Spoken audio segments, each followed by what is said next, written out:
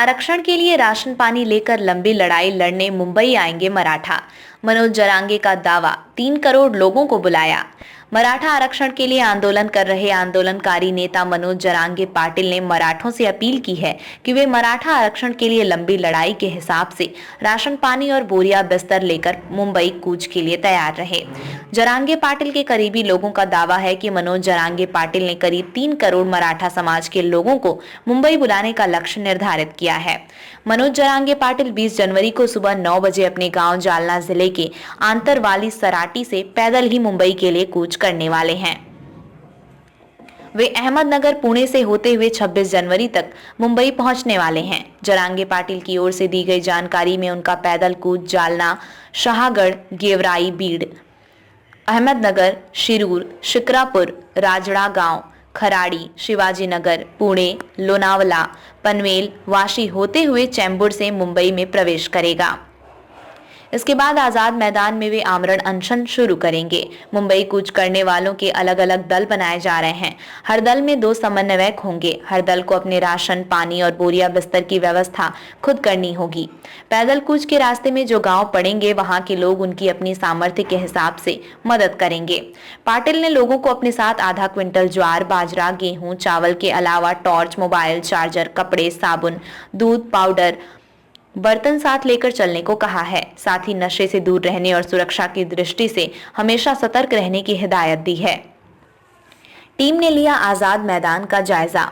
मराठा आरक्षण आंदोलन के लिए संघर्ष कर रहे आंदोलनकारियों की एक टीम ने शुक्रवार को आजाद मैदान का जायजा लिया। आजाद मैदान पर ही 26 जनवरी से मनोज जरांगे पाटिल आमरण अनशन शुरू करने वाले हैं। मनोज जरांगे पाटिल की टीम के सदस्य और मुंबई में मराठा आंदोलन का कार्य देख रहे वीरेंद्र पवार ने कहा कि मनोज जरांगे पाटिल का मुंबई आना तय है। हमने आजाद मैदान को देखा है, इसके अलावा और भी दूसरे मैदानों को देख रहे हैं। इसके बाद ये सभी जानकारी जरांगे पाटिल से साझा की जाएगी। मैदान पर अंतिम फैसला मनोज जरांगे पाटिल करेंगे। वीरेंद्र ने कहा कि मैदान की अनुमति मिलने के बाद एक टीम बनाई जाएगी और सभी को कार्य बांटे जाएंगे।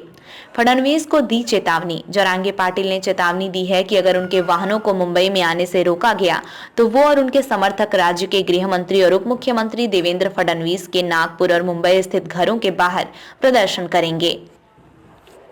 इसलिए सरकार को सोच समझ कर फैसला करना चाहिए। उन्होंने कहा कि मुंबई दौरा किसी भी कीमत पर होकर ही रहेगा।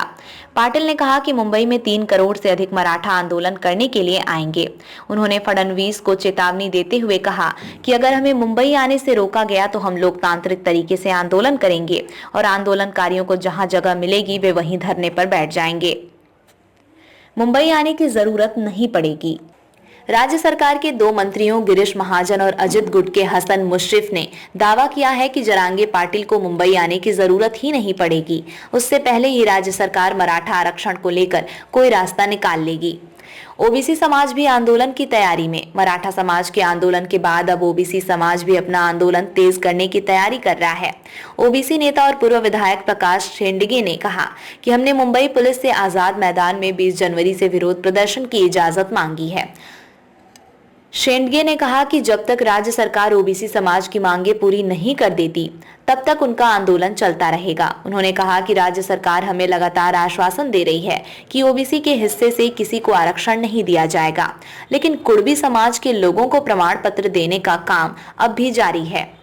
इससे ऐसा प्रतीत होता है कि मराठों को ओबीसी के कोटे से ही आरक्षण दिया जाएगा। वहीं ओबीसी नेता बबन राव तायवाड़े ने कहा कि हमारा समाज फिलहाल वेट एंड वॉच की भूमिका में है।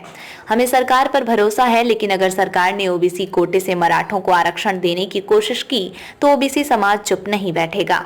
हम मराठों से बड़ा आंदोलन खड़ा कर सकते हैं।